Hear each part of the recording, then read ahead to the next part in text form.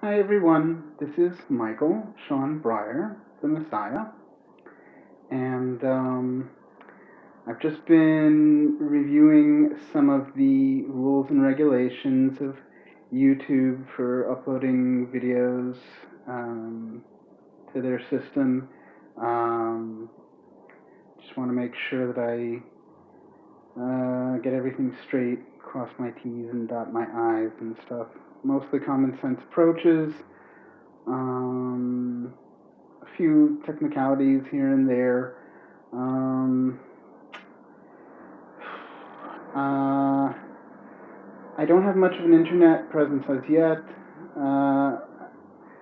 I have been leaving open the channels of communication. I've only received a few communiques thus far.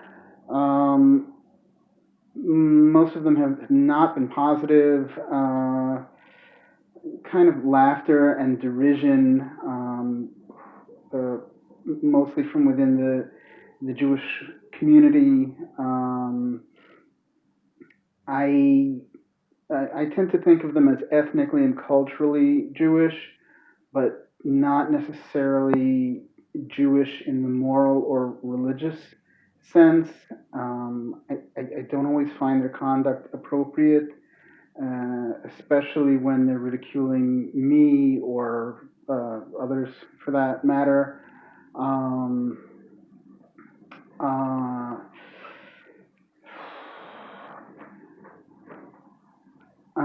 an important uh, feature of my messiahship is that I don't really base it on any other religion. That is to say, I sort of see myself as a religion in myself. Um, I feel that all religions have some truth, and some religions have more truth than others. Um, but I basically see myself as transcending all religions. Uh, I also see myself as unintentionally threatening other religions. All religions are natural competitors for resources. They live by charitable donations. It's dangerous for them to entertain the notion of their adherents paying heed to another religion. Um, I wasn't raised with religion myself. I began exploring religion at about the age of 16 or so. I had a friend of mine who was a knowledgeable Christian. I believe that he had clerical ordination. Um, he gave me a Bible. He took me to church. I did a little research into it. I found it appealing, but I decided not to become a Christian. I was born Jewish. I was not uh, raised with much religious instruction, just a little bit here, a little bit there. Um, I had a Muslim friend, a couple of Muslim friends spoke to me a little bit about Islam. I also found that appealing. I do also think that has uh, at least some truth uh, to it, but I have not decided to convert to Islam. I still see myself as a Jew. Um, I, I believe that anyone who wishes to follow me would be considered a Jew, irrespective of whether they have Israelite descent um, genetically. Um, there is such a thing as Noahism, Noahide law, um, the seven laws of B'nai Noah, sons of Noah. You'll have to forgive me sometimes if I pause before speaking. I sometimes think in Hebrew and I have to translate into English in my mind. Uh, I am a native speaker of the English language, but at some point I began speaking and reading and writing almost exclusively in Hebrew and Aramaic, which is not so terribly different from Hebrew.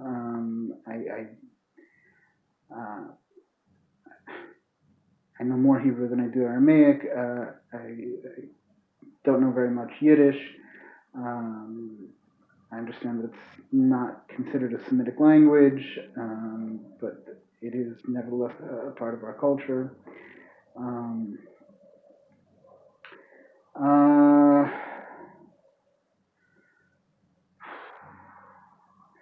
I I don't respond so well to a question and answer format of communications, because what I've noticed basically is we have people, probably faithful believers in such and such a religion, Christianity or Judaism, asking me, how do you fulfill such and such a prophecy as written in such and such a book, and how to explain this and that. And I, I suppose I could formulate answers for you, maybe even to your satisfaction. That's really ultimately for you to decide. Um, but I, I've I've come to realize that it's best if I express myself in the form of a soliloquy, and if you wish to hear me out, you may do so and draw your own conclusions. I don't appreciate the nasty remarks that I've been receiving lately. Um, for example, there's one fellow whom we'll let go unnamed for now. He wrote to me and he asked me the following question: where in Judaism does it say that we have to pray for the Messiah? And I said to him, it's a very simple matter. It's in the Siddur. It's in the Jewish daily prayer book. It's 3 prayers a day, morning, afternoon, and evening services, Shachris, Mincha, and Ma'ariv. And the centerpiece of these prayers is the Shemona Esrei, the Amidah. That's Lashon Bakasha for the most part. In Hebrew, it's a request to Hashem. And included in that is that Hashem, or God, should send us his Messiah, our Messiah. So the person in asking that question sort of implied that he didn't know much about Judaism, if he didn't know such a basic thing. And then in another correspondence, he started hitting me with propping from the Rambam. How do you fulfill these predictions made by Maimonides? And started talking like a learned scholar. So I'm guessing the guy sort of played a trick on me. Maybe I was a little bit naive. But he either pretended not to know much, and then it turns out that he is quite knowledgeable, or he consulted a rabbi or a Torah scholar or some source of information, some database on the internet, and got questions from there. In any event, the guy was not helpful. In my opinion, he was just looking to antagonize. I'm not really looking for interactions like that. To be honest with you, I'm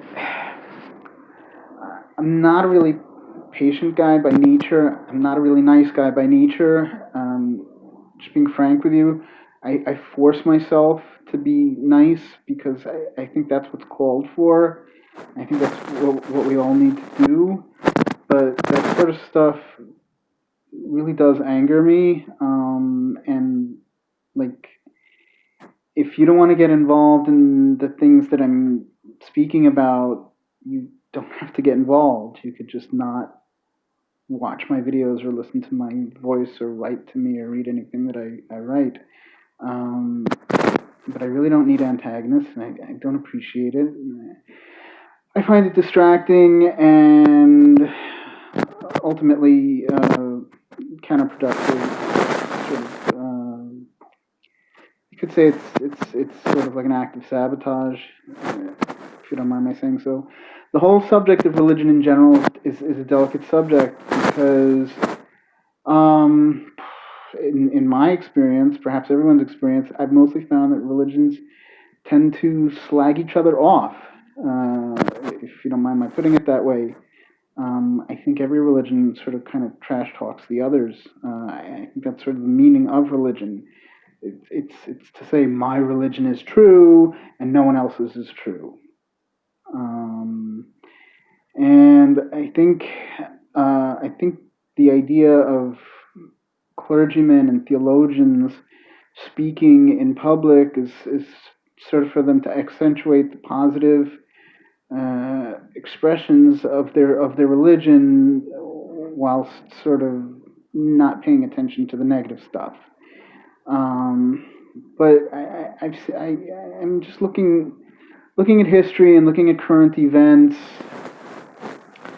Um, we see that religions tend to spark a lot of animosity, a lot of hostility, a lot of confrontation, and it ain't easy. And I'm trying to go about things in as gentle and non-confrontational way as possible. But it would seem that the moment I challenge anyone's belief system by asserting otherwise, they get all up in arms about it, and I find that frightening. Um, so maybe the audience I'm really directing this at are people who don't feel particularly attached to any particular religion. Uh,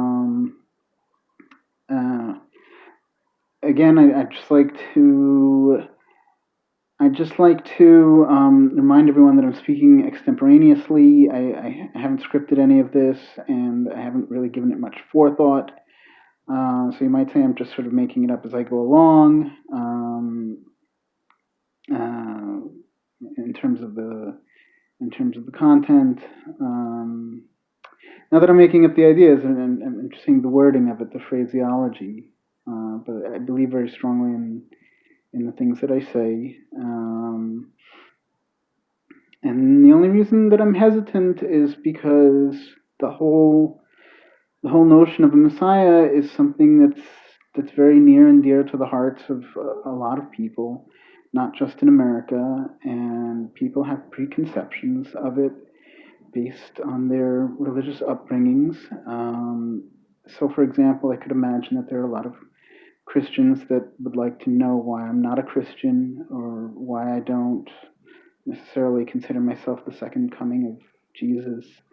Um, there are different factions within Judaism. One of the most popular and most successful factions is Chabad Lubavitch. They are a bit different from the Judaism that I'm used to. They have their own ideas about the Messiah, or as we say it in Hebrew, Mashiach. Chabad Lubavitch believes that their seventh Rebbe, the late Rabbi Menachem Mendel Schneerson of blessed memory, was and still is the Messiah, or Mashiach. And I'm sure they will tell you that if you ask them that. They're very active in missionary work. That's partly why they put tefillin on people and they hold public shows, or if it's not disrespectful to say spectacles. I'm not entirely fond of them myself because I don't find them particularly modest, but Lubavitch disagrees. I think they place the emphasis on the value of kiruv, or outreach, and they feel it necessary to save these Jewish souls and bring them back to the fold of Jewish belief. So I sort of understand their point of view. Um, uh, Again, let me remind you that I'm talking about a sect of Judaism other than my own.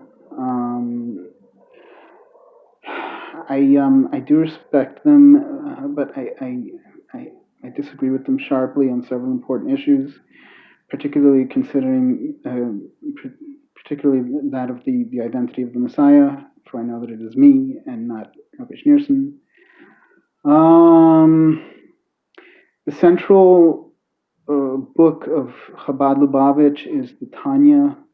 It's also called the Sefer Shel Beinonim,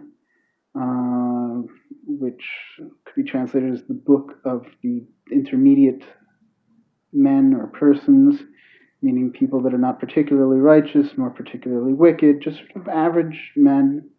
And I think that's kind of the audience that they're reaching out to: the average Joe, the working man, someone who's I don't know, not necessarily interested in becoming a very religious person, but observant and participating in an observant community.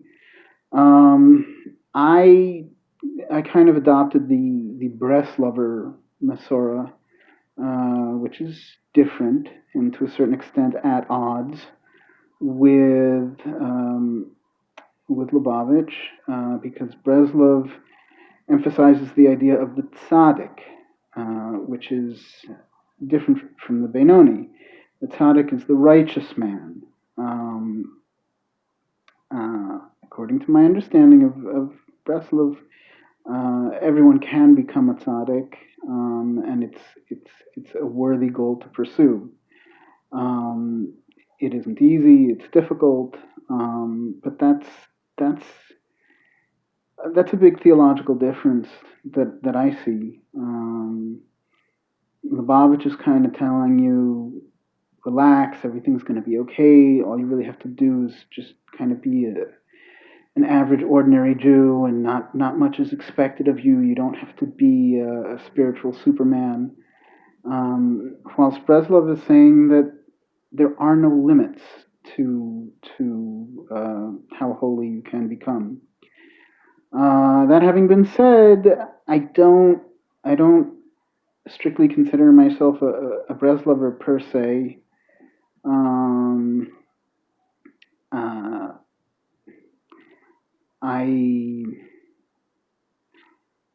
I was only in the early stages of my exploration of Breslov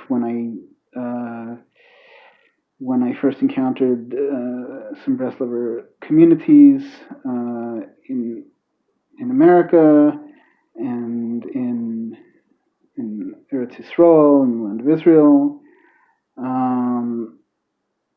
and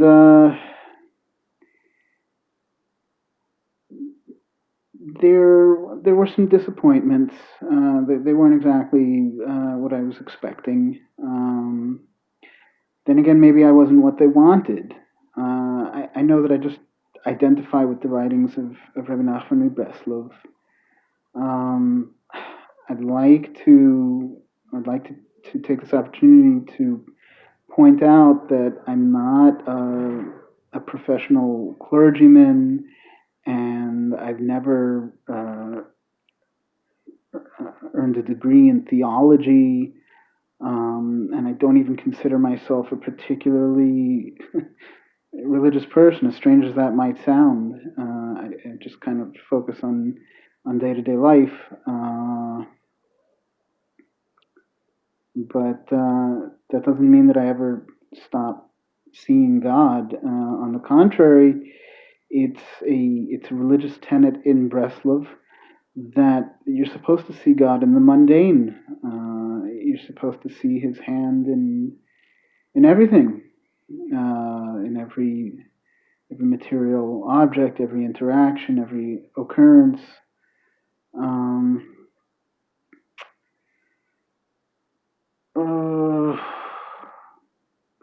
Well, it looks like I've been speaking close to 20 minutes now. I think that should be long enough for anyone. Anyway, let me close by saying that thus far I have not received much encouragement from my consanguines and my coreligionists. that is to say, those whom you would call my fellow Jews. Uh, on the contrary, it's been mostly ridicule. You can check me out on Facebook if you want. I'm there under the name Michael Sean Breyer. That's my real name. That's my legal name. That's my English name. There's also some Hebrew on there too. You'll see my Jewish name. It's Tuvia Shmuel Ben Zev Wolf. I'm not hiding anything when it comes to that. I do appreciate my privacy, but I also understand that given the nature of who and what I am, there's a limit to how much privacy I'm going to have. But I don't know. I posted uh, a video like this one to Facebook. It received mostly laughter, which I'm kind of okay with, because at least they're watching it. That's a positive thing. Um, but it's kind of hard for me to say who I am and what I stand for without saying what I don't stand for. And I feel sorry for the politicians who are right now campaigning for themselves to get elected, because it's kind of hard to say what you would like to accomplish without warning people of the dangers of voting for the competition. Um, I don't see the messiahship as an election. I don't see myself as in competition with anyone, because I know I'm the Messiah, and I don't need anyone's approbation for that. I will explain myself in further detail in the near future. Um, I'm taking it nice and easy, step by step. I'm moving forward as fast as I can. I'm trying to do things in a way that are safe and legal and hopefully inoffensive. But I want you to realize that it is practically impossible for me to advocate for myself as the Messiah without implying that all other religions are false and that all other claimants to the title of Messiah are false. And if that upsets someone, it could be because they have an emotional attachment to such and such a preconception or misconception of who or what the Messiah might be. And for that, I cannot apologize enough.